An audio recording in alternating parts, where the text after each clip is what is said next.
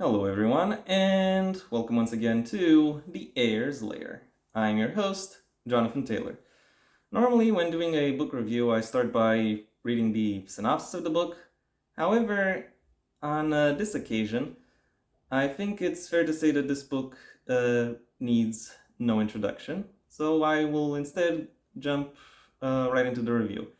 And the book in question, as the title of the video has already given away, is Sense and Sensibility by Jane Austen, or Reason and Feeling, as Mona Apa and Lavinia Vasile have translated to Romanian.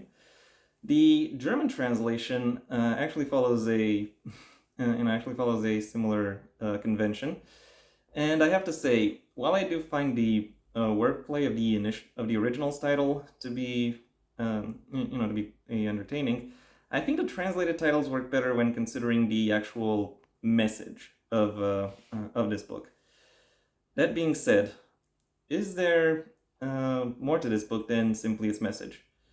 Well, the TLEW for this review is there is a certain set of books or media products in general that I tend to call classics by default, as in these are um, in this example books that, due to their age, have gone on to set a certain baseline for how certain things are to be presented for a variety of effects, and through that presentation, they end up having a legacy that is disproportionate compared to their actual quality. This book, I am very happy to say, is not one of those cases. Like, there is a lot of passion and energy that flowed into creating it, and the skill and refinement through which that is presented allows the book to come to life now just as effectively and just as captivatingly as it would have over 200 years ago. It does have some imperfections, I will admit to that, but those don't take away from what makes this book interesting, I'll say. So if you're interested in, if anything about the legacy of this book draws your attention to it, then I can only recommend that you actually go ahead and read it. That being said, I do have to issue a content warning for incest, given it was written in a time when cousin marriages were much more common than they currently are. Anyway, now that I'm done with the general information, it's time I delved into some specifics. The plot of this book follows Eleanor and Marianne Dashwood, two young ladies, sisters, from a family of the landed gentry, aka lower aristocracy, who, because of an argument between their mother and their sister-in-law, find themselves having to relocate from their humble abode. They soon find a new place within which to, where they can settle, and set out to find suitable partners for themselves as they get to know the local, as they get to know the people of influence within their, within their new area. One thing a lot of people, or the first thing many people talk about when reviewing Austen, is her dialogue, and I have to say I wholeheartedly agree to that, because there is a lot of there's a lot of passion and determination and and in general spirit that is poured into and flows out of basically every word and every line that that these characters say, because these characters don't just speak; they declare, they recite, they monologue, they promulgate. They use a lot of words, and not one of them is wasted. Not one of them does not in some way advance the either the plot or the emotional beats or the importance of what is happening within the actual story itself, making it it is exhilarating, insightful, and approachable all in one. that also helps establish the character of, or rather the personality, the mind field that each of these characters embody. As as we follow as readers follow what it is that they say, how they say it, what they emphasize, how they emphasize it, etc. That being said, dialogue is not the only method Austen uses in order to characterize uh, her creations. She also employs, she also talks about their demeanors, their manners, the the general impression they leave, as well as the entourage that they tend to gather around them.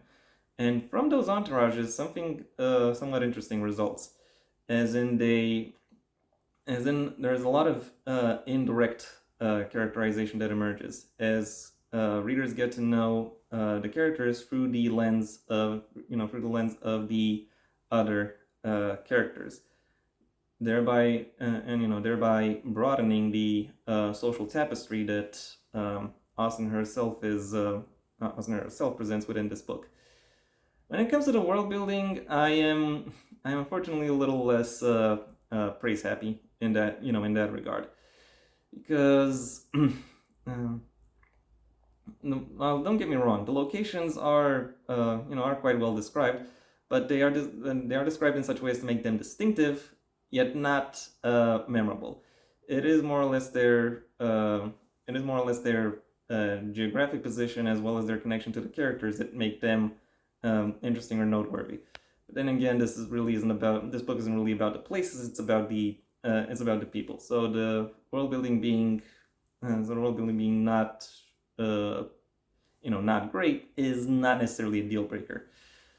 There is one thing that I will, however, mention as a perhaps a little more sizable issue, and that is the ending.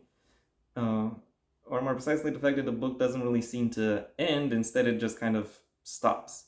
It reaches a logical conclusion, but and then it tacks on like one or two more chapters of basically epilogue fodder, and then it is that epilogue fodder that suddenly stops.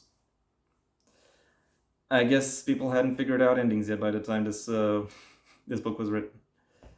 Overall, while there are some imperfections to the way this book is presented, its qualities do a lot to outshine them, making this book a captivating and exciting read. I could almost go thrill ride, but it's not really that. It's more of a